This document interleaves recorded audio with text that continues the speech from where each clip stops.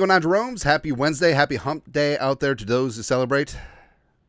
It's time for another Vikings news dump. He sees you when you're pooping. So, I can't get over.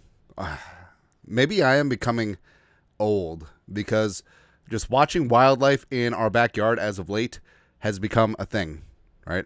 Yeah, so the kids were off of school on Monday for whatever reason. I don't know. And there was a possum. There was a possum that walked through the backyard. It was huge.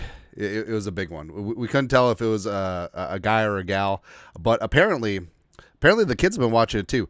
It has like a path. Like it does. All I wanted to make sure is that it wasn't going under our shed, because I do not want to go in there for like some lumber and then all of a sudden, nah. But apparently, just like it goes to the neighbor's yard. So good. Screw you, Keith. Yeah. But this freaking squirrel. I can't believe. Also, I didn't know the white squirrels were a thing. I'm pretty sure we have like 6 of them in our neighborhood. It's great. But this squirrel is a unit. I do not know what they find to eat in the hood, in our hood. I don't know what it is. Like, do we have an abundance of walnut trees? Do we have a bunch of acorns out there? Do we have a creatine tree? I don't know. But this squirrel is jacked. You love to see it, man. Also, so the Vikings offensive line next year. Here's what we're going to do. So left to right. Darisaw, that unit of a squirrel, Gray, Zabel, Trey Smith, and then Brian O'Neill. I think we'll be good to go. I kind of like that. I feel like we could run outside zone. We could run power. J.J. McCarthy is going to be protected. It's going to be good to go. All right. Senior Bowl is going down this week. Of course, Senior Bowl game does not matter. Just practice. Talk about practice is what's up. Now, take everything with a grain of salt. Because remember, Kellen Mond and Christian Ponder were Senior Bowl MVPs.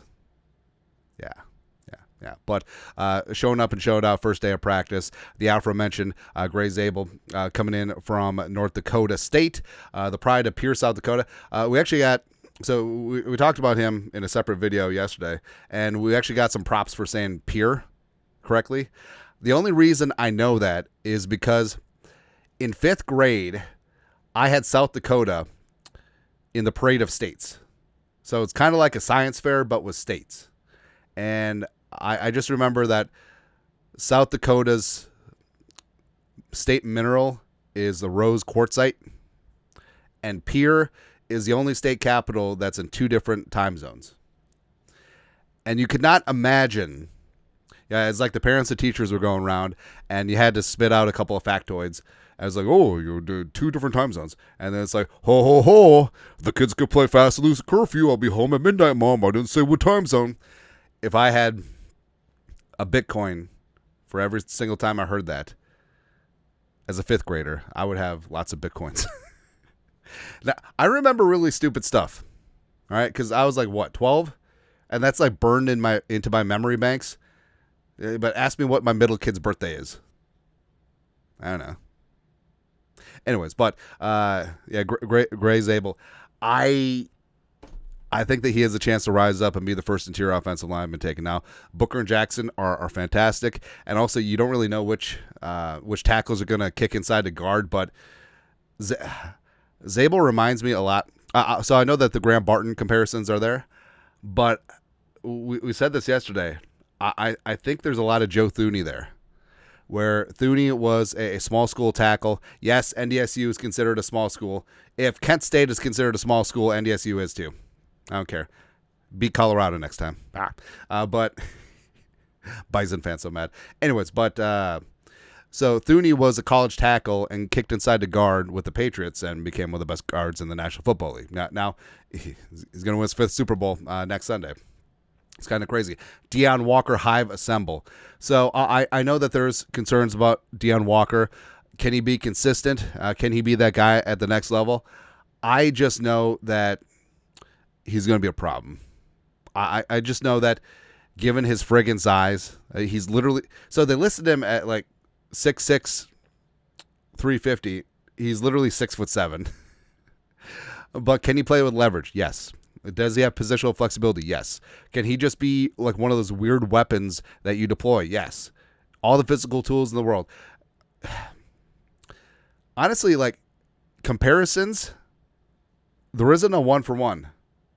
I would say maybe Roy Robert Harrison, who I liked with the Bears, went down to Jacksonville, a guy that I respected, a little bit taller, angular defensive tackle that can press the pocket. That's exactly what Deion Walker can do.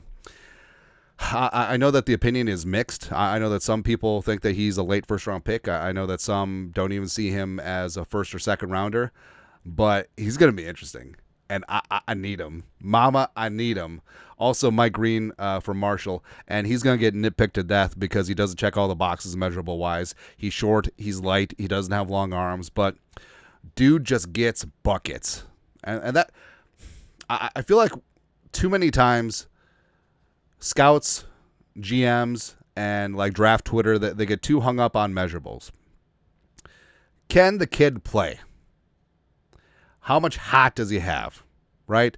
Now, you can have all the heart in the world. You could be Rudy Ruger out there and you're not going to make the NFL. But I feel like too much emphasis gets put on what you can measure, right? And too much is ignored about what you can't measure, right? And I understand it because whether you're draft Twitter, whether you're a scout, whether you're GM, if you pick the physical freak, like if you pick the 6'5", 310-pound, or 320-pound long arm offensive tackle, like you're going to be fine, right? Or if you pick the 6'6", 260, running a 4.40 defensive end, and if it doesn't work out, it's like, yeah, whatever. But if you put your on the line for the edge rusher like Green, who's too short and too small and short arms, and he doesn't work out, you're like, you should have known.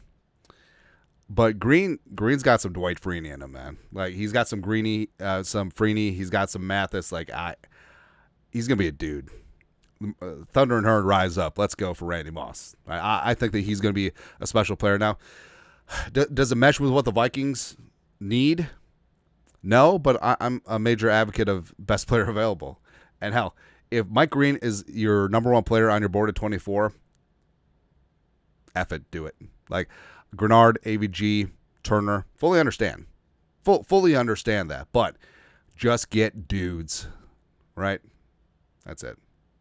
Or trade down. Don't know. Also, this is great from Matt Miller, ESPN. Good news for NFL fans, just now starting to look at the 2025 draft class. Seems smug. Great running back, top-end talent and depth, yes. And as our guy Thor Nystrom pointed out, draft two running backs. Draft two quarterbacks as well. Why the hell not? No, not really. Underrated tight end class, especially in top 3 rounds. I think this has a chance to be a great tight end class. Versatile offensive tackle has 5-6 good players up top, which plays in well to the Vikings. So there will be a quarterback tax, obviously. I think at least Sanders and Ward are going to go top 5. Maybe a guy like Milroe or maybe even Jackson Dart sneaks into the top 23 picks, which would be great because the more players that the Vikings aren't necessarily interested in that go above the Vikings, that pushes down the talent that the Vikings want. So if there's a run on offensive tackles, if there's a run on tight ends, if there's a run on wide receivers, although this is not a great wide receiver class, that'd be great. Continues. A great defensive tackle class loaded in top 75 picks, yes. Basically, any type of defensive tackle you want. A true nose tackle, a disruptive 5-tech, a great versatile piece that you could put at 4-tech, 5-tech, 3-tech, whatever. Someone who can blow up a gap. Like there's players there. It's going to be great. DN class has speed and high upside power players. I would love if a ton of edge rushers went. If there's a rush on edge rushers because the Vikings, can definitely get other guys. It's going to be good to go. Also good to go. So I love Aaron Glenn. Frankly, I think that he's the backbone of the Lions, and now they're spineless with Dan Campbell and the leftovers, and especially Ben Johnson gone. But it's interesting. Aaron Glenn, Harrison Glazer, which is me talking about 22. Aaron Glenn says he will not call the defense, even though defensive coordinator, called defensive plays with the Saints and with the Lions. Quote, I want to be the best head coach you can find. In order for me to do that, I need to manage the game. So I'll have an OC and DC, and those guys will be calling the plays. Staff-wise, I'm looking for the best coaches that are going to help us succeed. Blah, blah, blah, blah, blah, blah, blah. So that's interesting. Now, it is different than the situation with Kevin O'Connell, right? Because I think that there is a major difference between calling offensive plays versus calling defensive plays. Offensive plays, it does mesh a lot into managing the game, right? Because there's a lot of crossover there. Like, it's very close in terms of the Venn diagram of calling offensive plays and managing the game. It's really tough as a defensive play caller. And that's why there's just a natural built-in disadvantage to be a defensive-minded head coach who calls the defense. And we talked about that with Zim for forever, right? Because your bandwidth is, while the team's on offense, is absorbed with making defensive adjustments and going from there. Because offensively, like, you set the tone. Defensively, you're generally reacting to what the offense is doing, right? So it's a lot tougher to be a defensive play caller and be a true manager of the game. So I think Aaron Glenn understands that, but it's something that fans have talked about quite a bit. Should Kevin O'Connell give up offensive play calling? I'm not quite there yet, but if we don't see any growth, if we see that this offense has plateaued, then they may have to consider things, right? Next. This is good. So yesterday, Pro Football Hall of Fame put this out. Awarded as the 14th franchise in the National Football League, the Vikings were officially born on this date in 1960. The Vikings also had a deal to have an AFL franchise as well, but that one didn't work out. But so, how many years is that? 65 years ago? That's when all of our damn problems started, right? Why did you choose to pick an ancient burial ground to build your stadium upon? Because that's the only explanation. The most successful regular season team in National Football League history to never win a Super Bowl. Ayah. Speaking of ayah. So the Pro Bowl games is a farce. Of course, we know that. But, it's nice to get that distinction. But it's fine. So players will just opt out of it because they don't feel like going. And also players in the Super Bowl obviously don't participate. So it's kind of funny when you get to like the 5th and 6th alternates, which is exactly what's happening in the AFC. Ari Mariev, Steelers quarterback Russell Wilson has been added to the Pro Bowl roster, replacing Lamar Jackson. AFC Pro Bowl quarterbacks are now Drake May, Russell Wilson, and Joe Burrow. Drake May got in because Josh Allen didn't feel like going, and of course no Mahomes. Although I don't think Mahomes would even be in there. He had a pretty milquetoast regular season for Mahomes. But, the 3 Pro Bowl quarterbacks are Drake May with his 15 touchdowns and 10 picks, Russell Wilson, who was average at best, and then Joe Burrow, whose team did not make the playoffs. It's crazy. And our guy JJ has a point. When you get 5 alternates deep, just call it the Participation Bowl. Because I remember when Mitchell Trubisky-Ponder was a Pro Bowl quarterback. It's something you put on the resume, but I feel like there should be an asterisk. Like, if you don't get in on the first vote, or if you're not the first alternate, it should be like, we just kind of let him in because we needed bodies. Yeah, I don't know, man. Also, so Tell Us What Tell Us is fantastic, but I got some beef with this latest one. So Metellus asked, who's your favorite non-football athlete, right? And who was Nick Mullins said Tracy McGrady.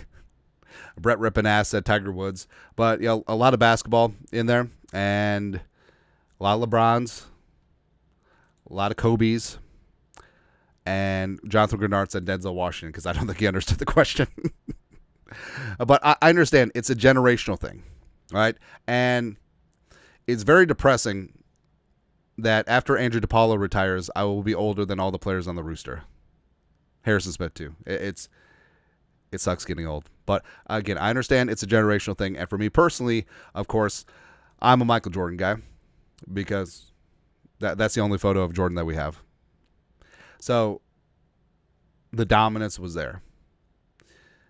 So all the scoring, all the leadership, all the putting the team on his back, the flu/hangover game, everything's there, right? 6 titles, 2 three-peats, 6 straight titles when he played a full season. No finals series went to 7 games. Everything was wrapped up by 6. It's pretty dominant. Now, yes, you do have to respect LeBron's longevity. I mean, LeBron is doing things now where when Jordan was with the Wizards, it was just not good. It was not good. And Kobe, Mamba, respect there. And yeah, I understand that it's a lot younger players, and a lot of Sam Darnold and Cam Beasley-Bynum are Southern California guys, so I get it. I fully understand it. But do they not understand the irony that they're saying that their favorite non-football athlete is LeBron and Kobe when they're all wearing Jordans? I'm not saying it's just, well, they didn't grow up with him. I didn't grow up with Babe Ruth or Hank Aaron, but I understand their dominance. I didn't grow up with Jim Brown and Gordie Howe, but I understand their dominance. I didn't even grow up with Magic Johnson, barely, and I understand the dominance. Fully understand. Fully get it, right? But it is what it is. I guess it's fair because if I was asked this question 15 years ago, I would say Jordan, but of course I came up in the Jordan era. So I probably wouldn't have said Magic Johnson. So fine, whatever. Anyways, I can't wait till Jefferson has a three-peat, tries to play a different sport, then comes back, has another three-peat. I wonder what sport Jefferson will play. Pickleball. Why the hell not?